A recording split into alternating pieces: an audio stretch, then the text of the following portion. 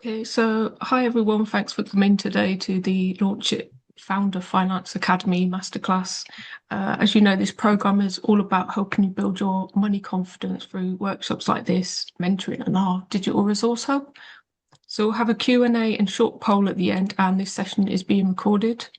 So today we're joined by SBREC manager Wendy, who has over 20 years experience supporting pre-startups, sole traders, entrepreneurs and SMEs.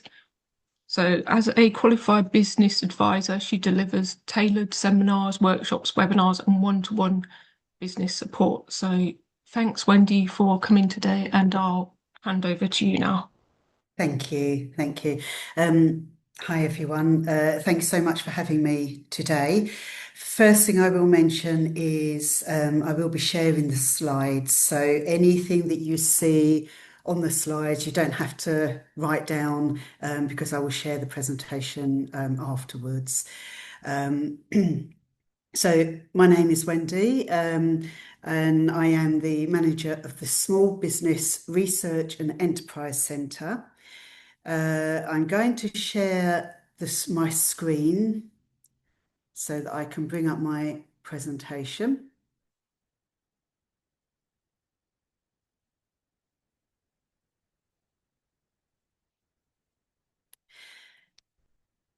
And so, yeah, just to say for those who have just joined, I will be sharing this presentation afterwards, so you don't have to jot down anything that you see on the screen. There will be a chance for questions and answers, Q&A at the end of the session.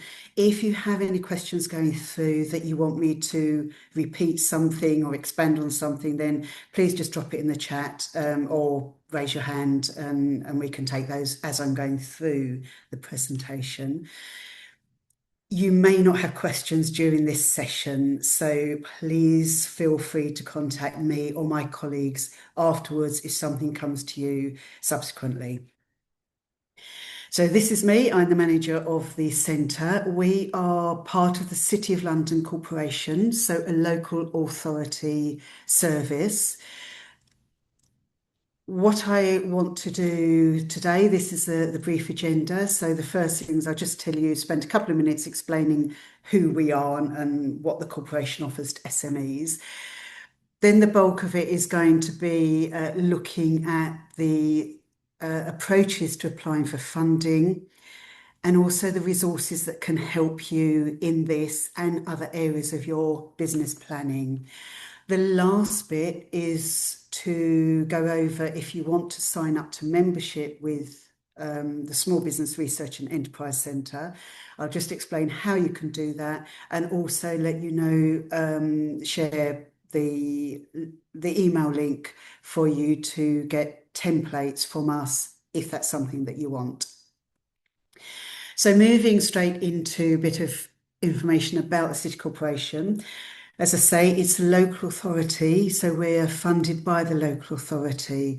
The City Corporation has its own SME strategy.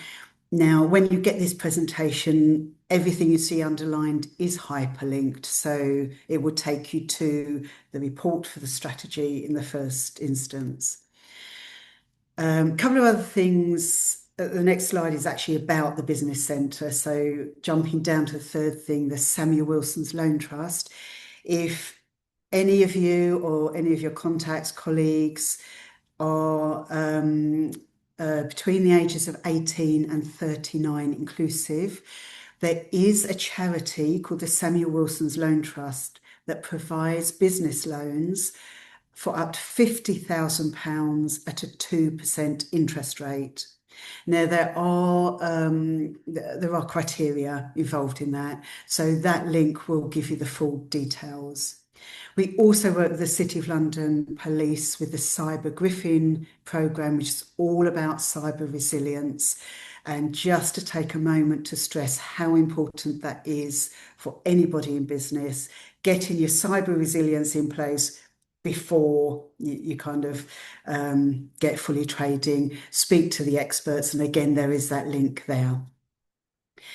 So to the next slide, this one is specifically about the service that I manage. I will refer to it as SBREC, if you don't mind, because Small Business Research and Enterprise Centre is a bit of a mouthful. So we are a free public service. We do have a paid premium option, should anybody choose that as an option. The advantage of that is it gives you remote access to our in-depth data. However, I think about 95% of our members are on the free membership, and you get full access to that same data, but you just have to come into the centre. So we are based in the City of London. We're about a 5-minute walk from several tube stations, Bank, Moorgate, St Paul's, Mansion House. There's National Rail links and a lot of bus routes as well. The links on this page also will take you to the relevant section. So we do have an events programme. And as was mentioned earlier, we do offer business advice and support. We are open Monday to Thursday, 10 till 5, and I've got that detail on the final slide. And there's always a business advisor on site. So although I'm the manager, I am also a qualified business advisor, and I staff the inquiry desk at least one day a week. My two colleagues, Brendan and Mohib, they are business advisors also. So there's always one of us on site. So moving on to the second section, applying for funding. And these are the bits that I just want to go through. So we'll look first at the strategies of being investment ready, your business plans and financials, talking a bit about potential funders. And I have got a little bit there about the Samuel Wilson's Trust, and then other funders information that you can get through us through a free membership. So looking at the strategies, oh gosh, I should have counted these. There's 8 or 9 of these. So this, I think, is where having the slides afterwards are going to help, because it will be an aid memoir. So these are key elements that we all should be looking at when we're looking for investment. And when I'm talking about investment, I'm talking about either equity investment, where you receive funding for a percentage of your business, whether it's a business loan, so you're basically paying back at an interest rate, or if it's a grant. So all of those, I'm talking about funding and investment. These principles apply to them all. So look at the message of your vision. Make sure when you are reaching out to an investor that you have a clear and relatable story. We've all come across the 60-second pitch, the elevator pitch, where we need to be succinct, we need to make it clear, and we need to make it engaging, so it has to be relatable. Investigating your potential investors is a strong starting point for this. Finding that hook that's going to grab their attention. Likewise, in the same context, aligning your vision with your investors' interests and values. There is little point, honestly, in spending time reaching out to investors who aren't interested in your industry or your vision. So looking at investors who have invested in similar organisations, some sort of overlap. So I'm not going to read all of the individual text, because you can read that in more detail when you get the slides. So the next point to mention is that you need to demonstrate a clear proposition and business model. Now, I have highlighted the word research because that is key. Researching who your investors are, what are they interested in? Not just so that you can get a hook for them, but to make sure that you also will benefit from their investment. So developing a clear business plan with financial projections. Investors at the end of the day, need to know that their investment is this is a good opportunity for them to invest in. It instills their confidence and to see that you are demonstrating with your business plan and your financial projections that you've really thought through this, you've researched what other people have said, if you've done any market testing yourself, and all that information gives them the data they need to make a sound judgment. Doing all that has to be in a compelling narrative. So again, demonstrating that you fully understand your industry, what you are proposing to do, what you are doing, and understanding the KPIs on this and how that reflects in your financial projections. Identifying a pressing problem. And again, it's thinking about it maybe from the investor's point of view. What will grab their attention? Is this something new? Is this something that's in the line of what they have invested in, but maybe adding an extra angle to it? So have a think about, and again, this leads back again to the hook.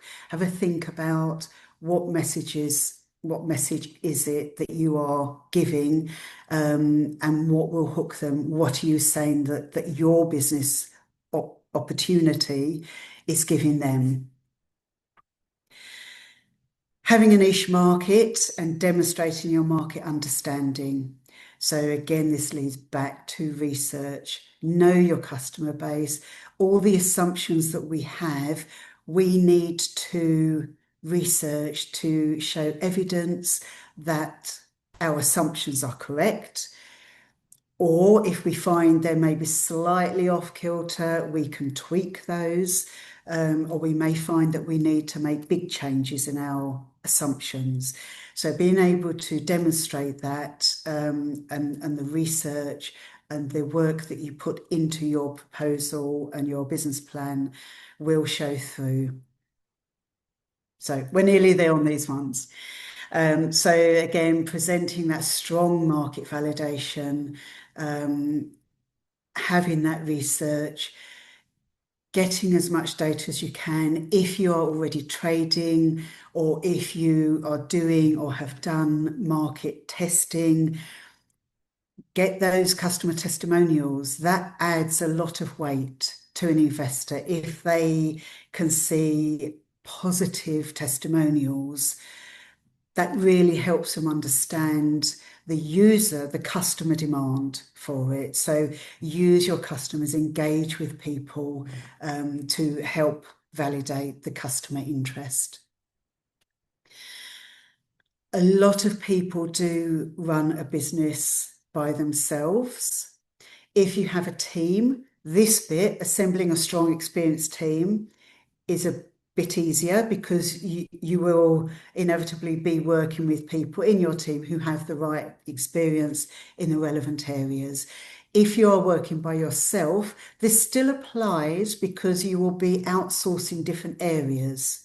So if you are recruiting, paying for a marketing expert, then you are, to all intents and purposes, they are part of your team. They're not in your company, but you are outsourcing that, they count as part of your team. So being able to demonstrate, again, to the investors, as well as to yourself, that you have people around you who have the relevant experience. If you can, online reputation. I'm sure we all these days do so much online. I know if a company reaches out to us here, one of the first things I will do is look up online. It's one of the first things I'll do because it's the easiest way to research. So building that traction online can be a quick win. And then finally, demonstrate your commitment to sustainability and social impact. Increasingly, companies doing business with other companies are asking to see policies on sustainability. This is a really key thing. This is something that's passionate across all sectors, and many people. And as I say, increasingly, businesses, before doing business with somebody else, will say, we want to see what your policies are on the environment, or things like that.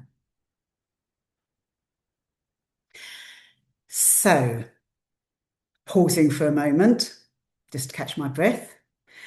Um, and also, just to reiterate, I am sending out this presentation, so I have whizzed through those.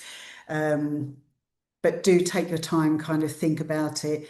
If you have questions afterwards, please just drop me a line. Always happy to jump on a quick Teams chat if you want to talk through any part of it. Business plans and financials. There are a lot of business plan templates out there. They mostly cover the same things. You may find some word it differently or merge different aspects, but this is a basic element. These are basic elements of a business plan. If you're looking for funding, you will need a business plan. It is just as important, if not more so, that you, for your own knowledge and business venture, have a business plan. A lot of people don't like doing it. Most people don't like doing it. It's a lot of work. But the beauty of that work is it's basically forcing you to really deep dive into your business venture. It leaves you in such a strong position at the end of it, because you've thought through all the aspects that you need to consider for your business planning. It's building your foundation. And if you can commit time and effort and energy into doing this, it really is an incredibly valuable resource for you. So these are general headings. Just to flag the very final point, the business risks and backup plan. This is something I think as humans we shy away from, because it's a negative context.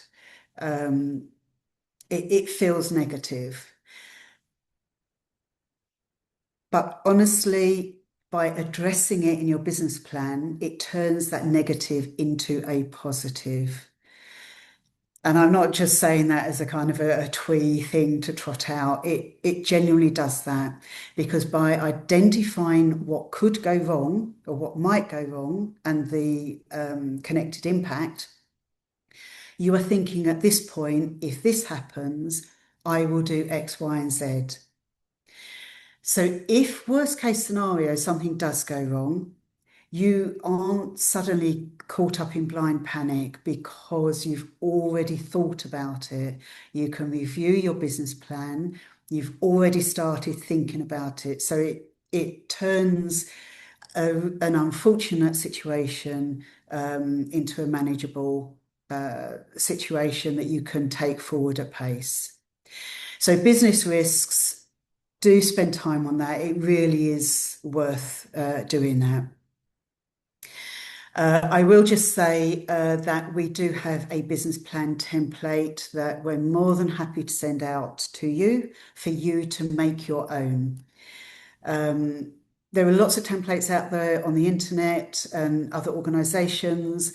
If you get something from the internet, just make sure that it's a UK business plan, because terminology differs between different countries, different regions, and also you need it to have the UK currency, pound sterling, showing, and not dollars or euros. So moving on to the financial forecasting. Now this, when people first look at it, if you're sort of unfamiliar with cash flows, totally looks scary. But but it's not. If you can just kind of pause, take a breath, work out what it is you're looking at, it pretty quickly becomes a logical process. Now, again, we have templates for this, so more than happy to share these with you as well. So a cash flow is about the cash you have available at any one time. And when I talk about cash, I'm not talking about the pounds and coins and notes that we hold in our hand. I'm talking about monies in the bank. The cash flow shows you what you have, so it is different from a profit and loss. There's a huge overlap between the two, but basically cash flow is what you have that you can withdraw at any given time to spend on something. So the cash flow is made up of two elements, your income and your outgoings. So the income is held at the top, shown at the top, with your sales, any other loans or capital that you have. And then the bottom section, the more detailed one, is itemized outgoings.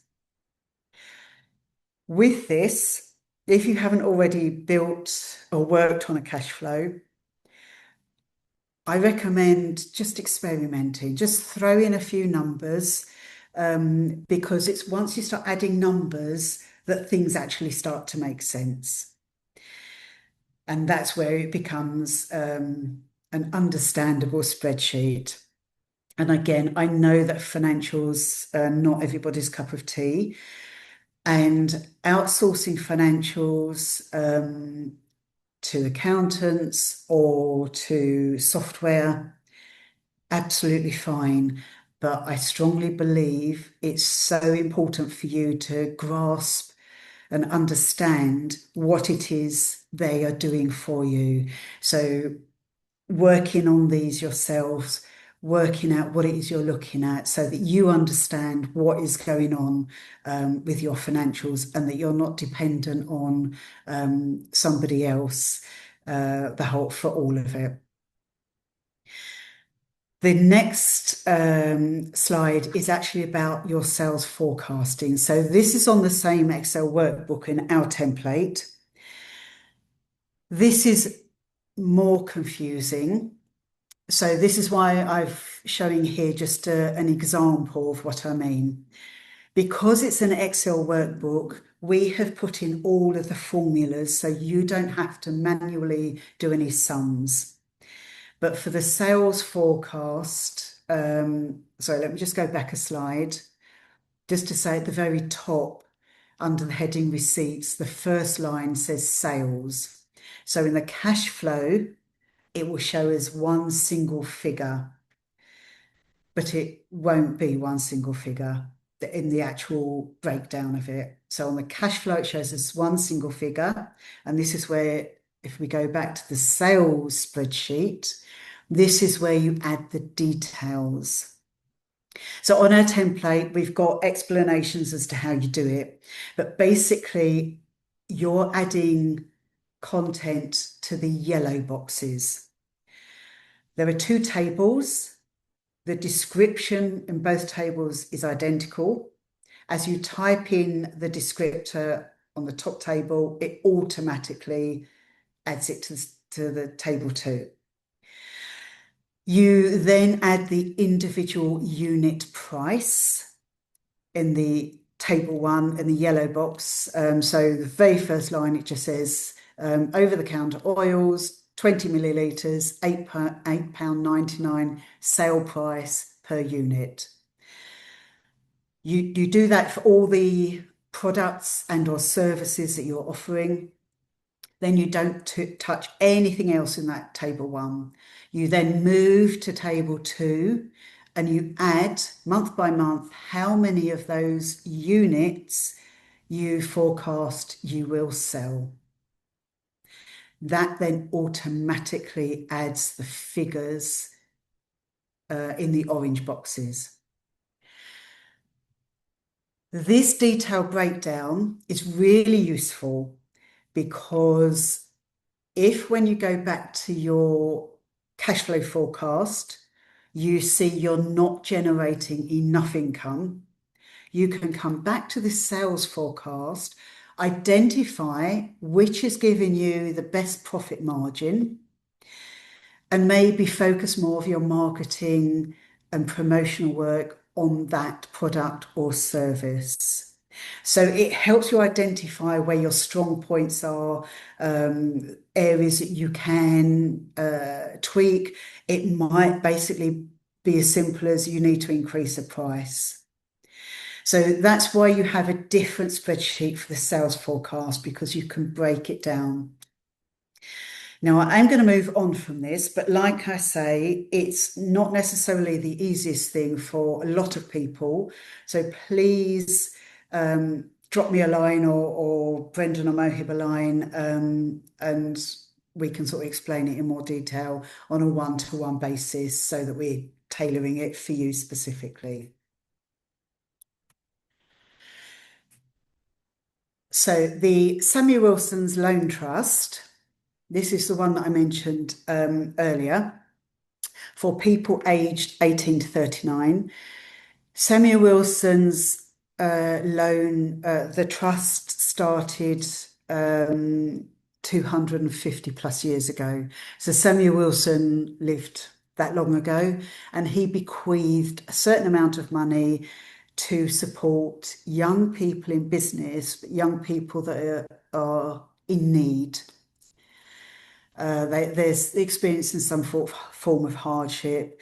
The most common one that we have is financial hardship, where you basically can't get a business loan from a bank or a traditional route, or the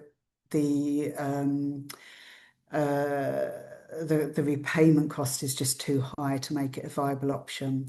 But there are other forms of hardship. So if you meet the criteria and you just want to check if you would be eligible for the reason of hardship, just get in touch with my colleague Pat, and he can clarify that. So I should have brought all of this up before I just said all of that, but never mind. So it's for anybody who's been trading 36 months or less, or are pre-startup. There is a geographical catchment area, but you can see from here it is quite broad, quite wide. It lends up to 50,000, 2% interest rate, and has to be repaid within 5 years. Just to mention, it does not lend to any business whose primary trade is alcohol. These links on the slides, when you get them, they're hyperlinked, so both the web page for more information about the trust, and also the email for specific inquiries. A real benefit of this is that Pat, who is the business advisor dedicated for this, works with you, looks with you at your business plan, at your financial projections, and will ensure that you are giving the best possible information for the trustees to make their decision. So that's the Samuel Wilson's Loan Trust. It is not quick. So this is something, when you're looking for investment, you do need to prepare. It's not quick. It can take 3 months for the whole process. And even at the point of approval, it can still take 6 to 8 weeks for the funds to eventually get into your bank account, because various contracts and so on have to be agreed and signed. But it's a very, very supportive process. Wendy, a quick one in the Yes, chat of course. from Jodie. Are businesses outside of London automatically not eligible for the Samuel Wilson Loan Trust? Not everywhere. So let me just go back a slide. So it's Greater London, Buckinghamshire, Essex, Hertfordshire, Kent, Surrey, East and West, East Sussex and West Sussex. So it's not the whole of the UK, but it's quite a large part of the UK. If you are outside of that, then I'm afraid it does mean you're not eligible. Now, eligibility, the location can be either where you're registered or where you're trading. So if you're registered or trading in one of those areas, then you will be eligible.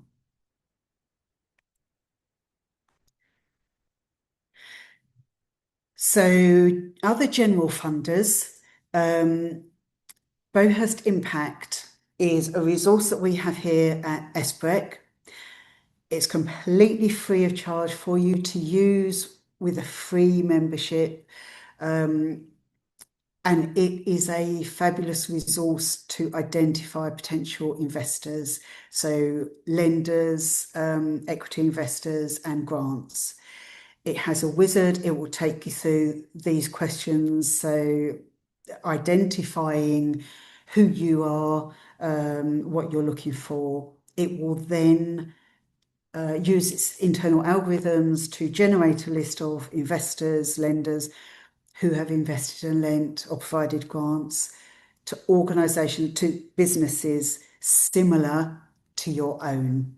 Now, they're quite broad, the categories, so look at an industry and so on. So it gives you quite a wide option. You can then, so this is just an example, you may not be able to read that.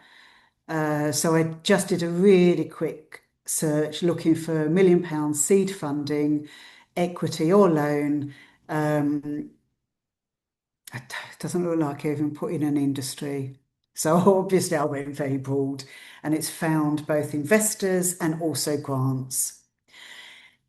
It will then give you, and apologies, you may not be able to see this, especially if you're on a phone, but it will give you information about those investors, so you can do your own research on these investors, these funders, before you even reach out to them. You can work out if they look like they might be a good fit or not. They can't see that you've looked at this. You're not going to suddenly get cold calling or anything from them. It's a data set of funders that you can do your own research and identify those that might be useful. It will also tell you who they've invested in, who they funded, so you can do a bit more research into those businesses. If you're not sure if it looks like a good fit, you can look at other investment opportunities they've had and see if those companies do look relevant. So a lot of information there, and completely free of charge to use when you come into the centre. Now, I'm conscious of time, so I feel like I ought to apologise because I am whizzing through this, but there is a lot to just make you aware of. I can't go into any of this in great depth, obviously, and not all of it's going to be relevant for everybody. So that's why I want to kind of make you aware of everything that we have, so that you can kind of come back to us with your individual questions that we can focus on specifically. With a free membership with SBREC, you will get remote access to these 4 databases. I'm going to just explain a bit more in a moment what COBRA is all about. It stands for Complete Business Reference Advisor, and it's a really practical how to checklist kind of resource. Honestly, if you sign up for membership with us for nothing else, it's worth it just to access this database for free. All of the resources we have, we use our budget to subscribe to. So this data isn't just freely out there on the internet. It's resources that are, they're paid for resources, but we pay for them so that you can get them for free. There is so much great stuff on the internet, and I use it all the time. But if you're looking for something really important like you are for your business, I think it's so important to ensure that you're getting data from authoritative and credible sources. So we only work with published research companies. So the other ones that you can get, Exporters Almanac, the ProQuest, and which is European Newsstream, and Business Source Premier. The bottom two there, journal articles relevant for all businesses at any stage. So you get those completely for free, remotely with a membership with us. So just to mention Cobra specifically, it has fact sheets. So they're business information fact sheets apply to any industry. And it's things like I've just grabbed a handful of headings to show you. So it'll have a lot of financial data, things like cash flow, how to do a cash flow forecast, how to understand profit and loss, and then all the different things that can relate to any business at any stage, and it's a practical, useful checklist. Really, it will say you need to know X, Y, and Z. This is how you do it. As an example, the cash flow, you get the headings are the same for every single one. It's it doesn't say forecast in every single one, but the format of the headings is the format of the fact sheets is the same for each of them. Once you've become familiar with one, it's such an easy database to use. So cash flow, it's thinking about what you need to do, pricing a product. If this helps you understand how do you come to a price, how do you benchmark your pricings, what are you looking for break even and markup points, sales forecasting, obviously related to pricing a product. So what do you need to do? What do you need to think about? And also, if you're doing market research, if you're relatively new to market research, this can help you understand why almost, what is the real benefit for it and how you do it. So these are just a tiny example. There's over 200 of these, and they are just really, really useful. They also have what they call business opportunity profiles, and this is looking at the market data in your industry. So these are the sectors, broadly speaking, and within each sector, it will break it down into different industries. Same formatting layout as the fact sheets. So it will talk about what this is, what the market issues are, and also what's really, really good for this is that it will give you related information. So it just doesn't just say, this is it, and off you go. It will say, if you want to learn more, have a look at X, Y, and Z. Also covers legislation specifically relevant to your industry. So those four you can access remotely for free. The next ones I want to show you are resources that you can access for free on site, which I don't think is a bad thing always to kind of have to come on site, because you also have the advantage of having an advisor here. We can help you understand which resource is best for you and how to navigate it. So we have Data Gardener, which is UK companies and also UK local authority tenders. We have Bowhurst, which is the one that I showed you earlier about funders. IBIS World, fabulous market research, really user-friendly to use, really intuitive.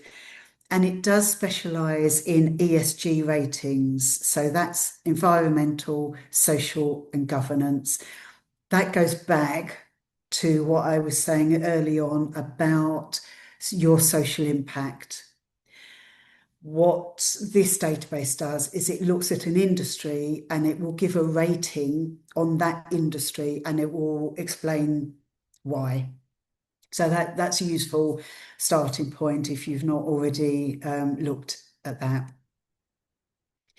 So other ones, global data, worldwide market research, company profiles and listings.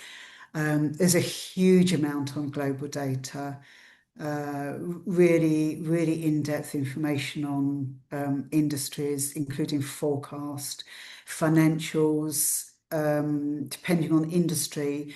It will give you up to 5 years of forecast financials on an industry. That can help you when you're looking for investment.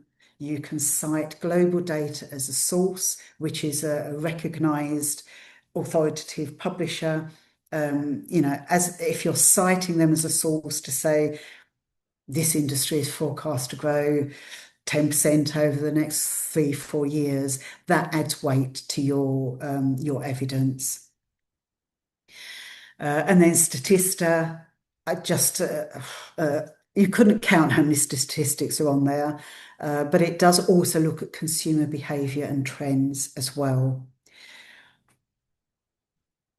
And then we have signed up to Experian and Frost & Sullivan.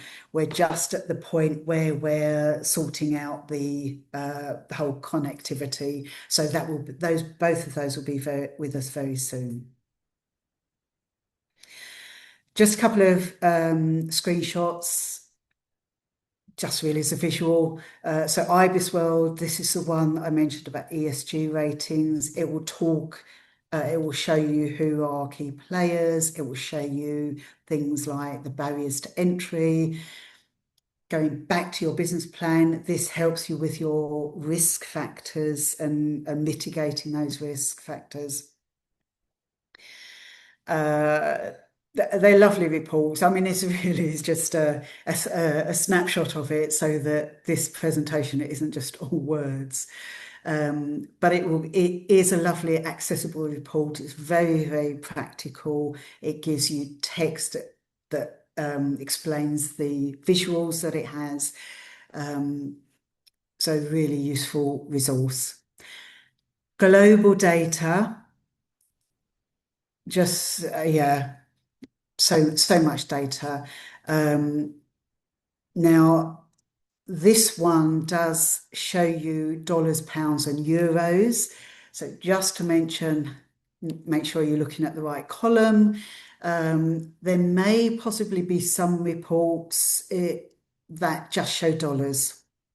So bear that in mind when you're looking at resources. If you're taking that sort of data to use for your business planning, just bear in mind, just check the currency that it's showing. And then this is forecasting. So this is up to 2030, shows the forecast per year, covers all sectors and just dozens of industries. Also throws in a few visuals as well, which can help consolidate what it is that you're reading.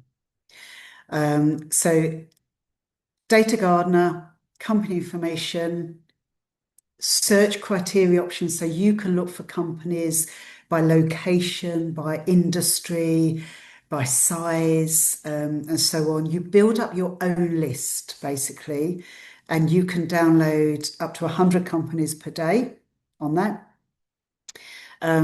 Gives you a lot of information. It also gives you, where possible, a link to LinkedIn profiles of the contacts in this database, which is useful because if you're looking to make contact with the business, you can, I don't want to say stalk because that's not what I mean, but you can closely follow those directors. You can see what they're posting, what they're liking, what groups they're part of, all of which can help you identify a hook in your messaging to attract the interest of that director or that company. And it will give you this is the one that gives you local authority tenders. It will tell you what tenders, what bids the local authorities currently have, when they're due for renewal or start, so that if any of you are looking at local government contracts, then this is a great place to have a look. So finally, Pat on the far right, he is the advisor for Samuel Wilson's. Mohib and Brendan are my colleagues here. As I said before, one of the three of us, at least one of the three of us, will be on site every day. We are here to help you and support you. So please pick our brains. If we can't help, we will research and signpost you to the right place for that help. And then the last slide is just a link again to who we are and our opening hours. So I will mention, it says it here, but basically the centre, the physical space is only open Monday to Thursday, but we work 9 to 5, Monday to Friday. So don't think that you can't get hold of one of us if it's on a Friday. Okay, so that's me done. I'm going to stop sharing if I can. There we go. Yeah. And I will just repeat, I know that's almost a real whistle stop tour, so I will send the slides, and as I said, you may not have questions now, or if you have, but you think of other ones afterwards, we're still here. So yeah, contact us. So are there any questions at the moment? Thank you, Wendy. That was really informative, very useful. We've got one on the chat, which is, as a Staffordshire-based business, would it be advised to sign up for the SBREC membership? I would. It's really, really useful because you will get remote access to the 4 databases. Now, one is specifically import and export, so if that's not your thing, then that obviously isn't great. But you will get remote access to the Cobra database, which is the one that has the fact sheets and the profiles. And the 2 media databases. And articles are really useful because of the currency element. They may not be in-depth reports, but it's the currency element, the quick turnaround of trends and things that happen. The other advantage of being a member with us is that every 3 months or so, we send out a members benefit email just for our members, where if we meet with people that are going to give a discount on their service, so we will pass those on. So if they say all SBREC members can get 10% discount on, subscription to this, or a one-off payment for this, then they are specially curated offers. So there's that option as well. What I would say is, if you sign up for membership, you can also cancel at any time if you don't think it's really for you.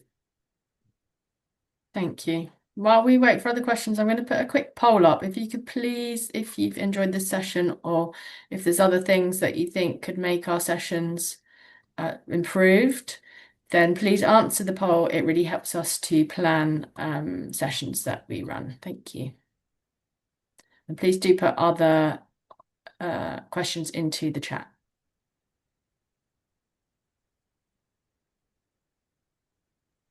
Wendy, related to Jodie's question about, because she's based in Staffordshire, but I think it's slightly confusing because it is a kind of City of London borough thing. It almost makes me assume automatically it's just for that borough in London, or it's just a London criteria thing. Yeah, yeah. It's definitely worth raising that again. We support businesses anywhere in the UK. Okay, yeah. I It's kind of a, forget that. I keep thinking it's London I sort of know, based, and yeah, it's not. It's for yeah. everyone. And it's something that I've been here over 20 years. And even before I started here, I asked that same question because, yes, you see it's in the city. It's a natural thing to assume it is just city or London, but it is, at SBREC, we support businesses based anywhere in the UK. Okay. And for like coming into your centre, what typically would people come in for the centre that rather than do an online appointment? Is there something specific that you Uh, can do in the centre that you data, can't do the online? data is a key thing. So the specialist data, coming in and Um, researching that. But on top of that, it's a business community, and we have a lot of freelancers, sole entrepreneurs, or even micro businesses that come in rather than work from home.